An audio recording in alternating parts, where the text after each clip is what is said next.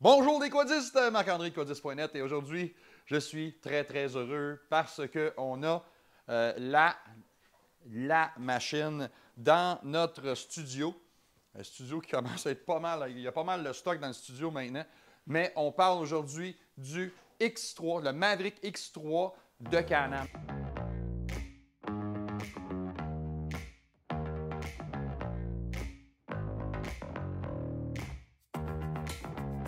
Le modèle particulier qu'on a ici, c'est un 2022 de fin de production.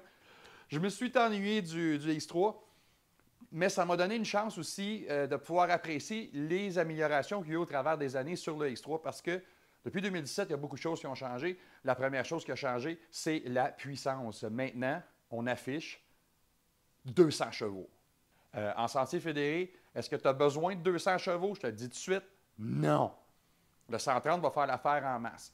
Moi, je vais vous le présenter sur qu'est-ce qui fait que c'est intéressant de rouler avec un X3 d'un sentier fédéré. Premièrement, ce modèle-là, c'est un 64 pouces, mais il est en bas de 66, donc vous n'aurez pas de problème en sentier fédéré si vous faites intercepter. Ça, c'est la première affaire. La deuxième chose, le système de CVT. Donc, maintenant, ce qu'ils ont fait, c'est qu'ils ont changé la primaire. La secondaire a été optimisée, mais la primaire a changé les rouleaux. Avant, c'était des glissières, des rouleaux hexagonaux, des choses comme ça. Maintenant, c'est des rouleaux ronds. Qu'est-ce que ça fait, ça? C'est que ça l'aide surtout à la réponse, qui veut dire la façon qu'il s'engage au début et la façon aussi qu'il va reprendre. Donc, on appelle le ramp-up, le ramp-down. On l'a essayé un petit peu. On est obligé de revenir parce qu'il y avait trop d'eau dans les sentiers de la glace. Fait que, mais on a eu la chance de l'essayer un petit peu. Puis moi, ce que j'aime, c'est la réactivité. Donc, c'est ça son avantage à la P-Drive avec la QRS, Quick Response X, je crois. Énormément de différence avec la première CVT que j'ai essayée. J'adore, ça va très bien. Et c'est extrêmement doux. C'est linéaire, ça ne donne pas de coup, rien. Les manœuvres à basse vitesse pour se revirer de base, ces choses-là, tu ne te fais pas brasser, ton passager ne se fait pas brasser, c'est vraiment génial. On va maintenant parler d'une des améliorations que j'apprécie le plus, à part la puissance, mais que j'apprécie le plus sur le Maverick X3, c'est le différentiel avant Smart Lock. Le différentiel avant Smart Lock, c'est un différentiel qui est électronique avec des embrayages à l'intérieur. Donc, c'est un différentiel à clutch. Ou ce qu'on peut dire, pour les amateurs de véhicules automobiles haute performance, un limited slip. Ce qui veut dire que ce système-là, quand on l'engage, c'est qu'on va être barré tout droit. Puis quand on va tourner, lorsqu'il va y avoir une différence de vitesse, il va laisser partiellement glisser le différentiel pour toujours conserver le maximum de traction sur le train avant. En bref, c'est écœurant. C'est un araignée. C'est vraiment génial. Si tu as un Maverick et tu n'as pas le Smart Lock en avant puis tu embarques dans un Smart Lock, la différence est vraiment écœurante. C'est énorme comme différence. On va en parler dans l'essai. Quand on va faire l'essai avec caméra embarquée, vous allez voir, je risque de partir à rire souvent. Donc, on va maintenant passer du côté de la suspension. La suspension, c'est très simple sur cette machine-là. C'est du Fox, c'est du QS3. J'aime beaucoup le QS3 si on n'est pas dans les extrêmes. Si tu ne fais pas de la course, puis des jumps, puis des ci, puis des ça, le QS3 va avoir beaucoup d'avantages parce que, un, c'est sa simplicité. Les ajustements, c'est 3 clics. C'est pas compliqué. Soft, medium, hard. C'est mou, médium et dur. C'est d'une simplicité désarmante. En avant, en arrière. Donc, un ajustement, ça prend 5 minutes, 4 minutes, même pas. Puis, on voit la différence entre les trois settings. J'aime beaucoup le QRS. Pour la simple unique, le QS3, je m'excuse, pour simplement sa versatilité et il est quand même très efficace. Là, tu as besoin de la grosse suspension avec la compression, la détente rapide, détente lente. Non, pas pour faire du sentier fédéré. Puis même quand tu t'énerves un peu, ça paraît énormément. On va maintenant passer à l'intérieur. La première chose, c'est mon premier négatif. Je n'ai pas aimé ça en 2017 et je déteste ça encore. Une machine à 30 000 balles, il faut que tu tires une courroie pour l'ouvrir avec la porte intérieure qui n'est pas finie. Je suis désolé, mais ça passe pas. Ça fonctionne, ça va relativement bien, ça ferme bien, ça rouvre bien, mais Can-Am, je peux-tu avoir une poignée? Qu'est-ce que j'aime beaucoup de l'intérieur de cette machine-là? C'est un, sa simplicité, et deux, il est logeable. L'avantage, c'est que tu es confortable. Tu n'es pas poigné comme un pain. Moi, je fais presque 6 pieds 3. Je suis un bonhomme d'à peu près 230 livres. Jason, derrière la caméra, lui, c'est un 6 pieds presque 2. Il est encore plus carré que moi. Il est à peu près le même poids que moi, mais lui, il est un petit peu plus en forme que moi. Il est moins rond. Il est plus gros d'en haut. Puis, on est très, très bien assis. Hein, Jason? On est bien assis là-dedans? Et voilà. Une affaire qui est le fun, c'est le siège. Il est ajustable. Et c'est de beaucoup, là. Je ne suis même pas capable de l'envoyer jusqu'en avant.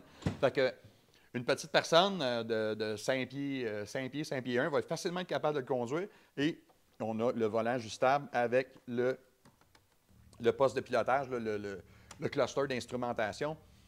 Ça, c'est une autre des choses que j'aime, mais en même temps, j'aime pas. C'est un véhicule haute performance. J'aimerais mieux avoir un ensemble un petit peu plus comme c'était dans les anciens Mavericks, c'est que tu avais ton speedo, tu avais un gros tachymètre. C'était le fun. Mais est-ce que tu as besoin de ça? Non, pas vraiment. Mais c'est le fun à avoir sur une machine à 30 000 balles. Ça fonctionne, c'est très bien lisible. Tu peux voir si tu chauffes, tu peux voir si tu as de l'essence. Il n'y a pas de problème là.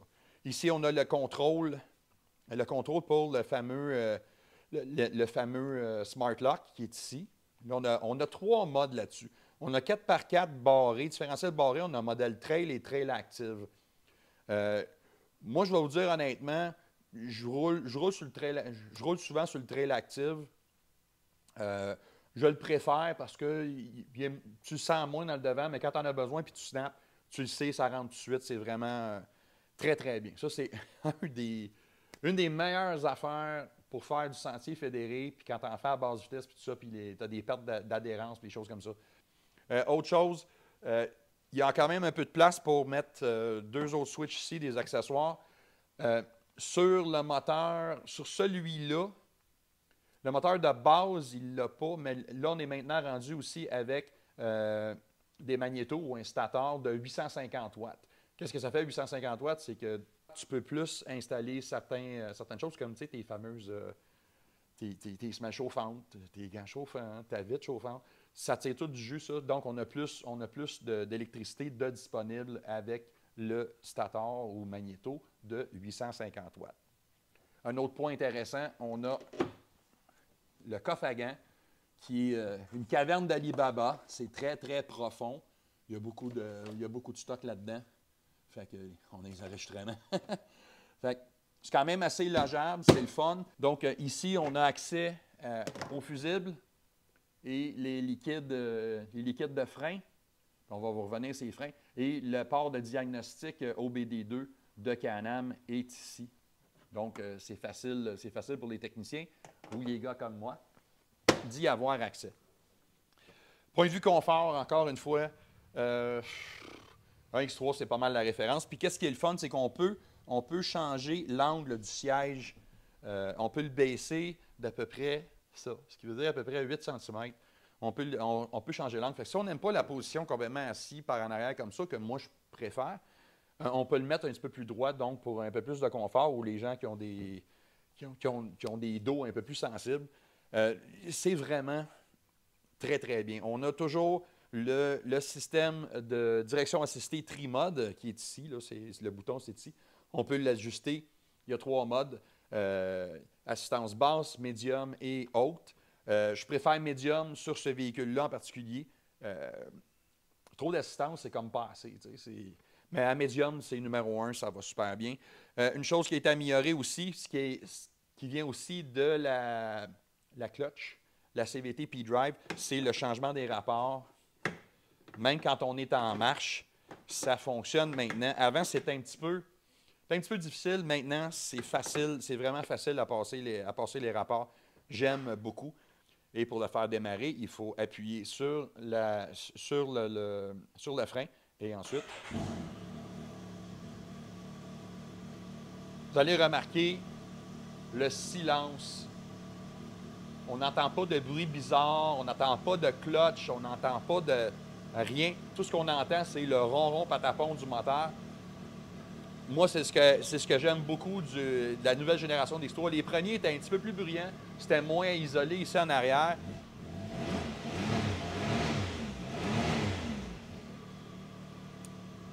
Vraiment, vraiment, j'aime beaucoup. Puis c'est dur de ne pas montrer mon enthousiasme. Le X3 demeure, dans les super sports, demeure mon préféré dans tout ce qui est un turbo. Pas que les produits des autres manufacturiers, c'est pas bon, sont tous bons maintenant. Il n'y en a pas de cochonnerie. Je raisonne plus avec le X3 et je l'adore. J'adore cette machine-là, mais elle n'est pas parfaite. Loin de là, la journée qu'ils vont faire un side-by-side parfait, je pense qu'il va coûter 100 000. Mais parce que là, c'est 29 599 plus le frais de surcharge de 500. Donc, c'est 30 100 avant taxes et avant préparation. Donc, c'est quand même, attendez-vous à peu près à 32 500 réels une fois préparé. Ça, c'est le prix avant taxe. On a parlé d'un peu tout. Ah, j'ai oublié de vous parler des freins. J'ai toujours apprécié les freins de l'ancien Maverick, même le X3 que j'avais en 2017. La seule chose que je trouvais, c'est que la pédale était un petit peu de bois. Disons que l'application était... Il fallait que tu y mettes un peu du tien. Maintenant, on jurait qu'on est rendu ce qu'on appelle des power brakes, comme les brakes ou les freins que vous avez dans votre voiture. C'est facile d'application initiale. Juste pour avoir une légère application, un petit ralentissement, c'est très, très, très facile à doser. Puis si on en veut un petit peu plus, le véhicule est muni de freins à disque aux 4 roues avec des étriers à double piston. C'est pas du stock. Ça freine sur un 10 cents et c'est extrêmement facile à moduler. J'adore ces freins-là. Franchement, c'est un des meilleurs systèmes de freinage que j'ai touché dans toute l'industrie depuis 15-20 ans. Donc, Can-Am en général, ça freine très, très bien. Quelque chose que j'aime aussi pour les passagers, c'est la façon de se tenir. Normalement, on va avoir une barre ici. Lui, ce qui est le fun, c'est qu'on a une barre ici et on a une barre dans la porte ici pour pouvoir se retenir. Et ce que je trouve le fun, c'est que ça sécurise les passagers. Puis vu que le siège du passager, lui aussi, il est ajustable. Et oui, ça c'est rare, on ne voit pas ça souvent. Un enfant qui approche l'âge d'adolescence, dans les 10-11 ans, peut facilement prendre place là, avoir les pieds en bas avec le siège avancé et pouvoir se maintenir correctement à l'intérieur, tout en portant la ceinture de sécurité. Autre chose, on a aussi c'est un port accessoire. J'aurais apprécié, on est rendu dans les temps modernes, BRP, s'il vous plaît, des ports USB-C ou des ports USB-A qui sont scellés là, quand on ne s'en sert pas. Ça serait vraiment mieux que de prendre ça, de mettre une plug avec deux USB-A qui sortent de ça. Comprenez? Un petit peu mieux, possiblement en dessous, pour éviter que ça se mouille et le protéger des éléments. Mais je préférais avoir des ports USB. Mais on a ça. Fait que ça fonctionne, c'est quand même le fun parce que c'est en plein centre, parce qu'on peut mettre certains accessoires. On pourrait même mettre une visière chauffante ou des choses comme ça avec un dual de chacun de côté. Ça peut fonctionner et c'est correct. Mais j'apprécierais des ports USB-C de préférence ou des ports USB-A. On peut toujours se débrouiller avec ça. Je vais vous dire, il y a des choses que j'aime pas. Ça. Les miroirs. Je trouve que c'est les pires miroirs que j'ai pognés à date, surtout sur une machine de cette qualité-là. C'est que, primo, ils sont plats, donc ils ne sont pas convexes. Deux, ils grossissent. Et la qualité du verre en dedans n'est pas égale. Donc, ce qu'on voit en arrière est légèrement distorsionné. On voit comme des vagues à l'intérieur. Et ce n'est pas donné. Là, je vais mettre le prix à l'écran. BRP pourrait faire beaucoup mieux là-dessus. Je sais que ce n'est pas obligatoire partout, les miroirs latéraux. Mais BRP, c'est une compagnie québécoise. Hein? Mettez-moi des miroirs ici, des miroirs classiques, qu'on voit surtout des convexes, un léger convexe. Ça va améliorer énormément le champ de vision parce qu'un des autres défauts du X3, c'est qu'on ne voit rien en arrière. Là, présentement, on n'a aucun accessoire en arrière et même avec le miroir central, si j'aurais un toit, tout ce que je vois, ça serait ici. Et la visibilité arrière, ainsi que les angles morts chaque côté, c'est un petit peu limité. Avoir des bons miroirs légèrement convexes, ça réglerait le problème. Puis, je prône toujours les accessoires du manufacturier là-dedans. Fait que Canon, vous êtes capable de faire mieux de ce côté-là, surtout pour le prix. Il faut bien trouver des pépins. Hein? Il faut chialer un petit peu. Sinon, il n'y a personne qui s'améliore. Vous avez remarqué qu'il n'y a pas de toit? Je ne sais pas, mais à 30 000 balles, pourriez-vous me mettre un petit toit, quelque chose d'entrée de gamme, juste pour le couvrir, parce qu'il n'y a pas personne qui roule un X3, pas de toit. Je pense qu'ils ont 6 ou 7 toits pour mettre là-dessus. Là. Il y en a en aluminium, en plastique, peinturé, pas peinturé, d'une marque ou d'un autre. Tu as du Dragonfire, tu as une autre marque, c'est sans fin. Ça, c'est une affaire qui s'est beaucoup améliorée depuis, mettons, 5 ans chez BRP. C'est la quantité phénoménale d'accessoires qu'on peut avoir. Maintenant, ils ont pu avoir honte de pouvoir sélectionner et de pouvoir, ce qu'on peut dire, customiser ou de personnaliser la machine à ses goûts. Il y a du stock en masse. Il y en a pour les fous et les fins. Donc, il y a ça. Mais 30 000 pouvez-vous me mettre un toit? Charge-moi 200 quelques piastres de plus. Mets-moi un toit là-dessus. Ça, c'est hyper important. Une autre affaire, dans les accessoires de BRP, il y a une chose qui est vraiment géniale, c'est qu'il y a un demi-pare-brise qui s'en vient à peu près jusqu'ici. J'ai essayé beaucoup d'X3, j'ai plein d'amis qui en ont, je les ai conduits, j'ai installé des accessoires dessous. Lui, là, le demi-pare-brise de BRP, c'est le meilleur. Il est moulé en place, il est facile à installer, il est facile à enlever. Et c'est l'accessoire que je m'ennuie le plus sur celui-là, parce que quand on l'essaye, si on s'en va à vitesse plus que 50-60 km/h, tu souhaites avoir un pare-brise, surtout quand il fait froid comme ces temps-ci, on est au mois de décembre. Ça prend vraiment le demi-pare-brise. Si vous voulez un pare-brise plein, c'est correct aussi, c'est le fun. Moi, je préfère avoir l'ouverture de mon câble, donc je vais préférer juste avoir le demi-pare-brise. Et il est extrêmement bien construit, ça prend ça. Et vous savez, Marc-André, moi, je suis un gars de pneus. Il est chaussé sur des roues 14 pouces en alliage. C'est peint, comme toujours, très, très bonne qualité de roue chez Can-Am. Mais ce que je voulais vous parler, c'était ça. Le Maxxis Carnivore, je n'ai que de bonnes choses à dire. C'est un pneu de côte à côte. Il n'y a pas de grandeur qui se fait vraiment pour des VTT. Puis je ne mettrai pas ça sur un VTT. Mais pour un pneu de type carré, de type camion, c'est un pneu qui est d'une extrême bonne qualité. Ça, c'est un 30-10-14. Et je vais vous montrer une petite vidéo ici de nous en train de couler à pic avec de la glace et réussir à sortir de là. Ces pneus-là sont d'origine, ne sont pas pinés.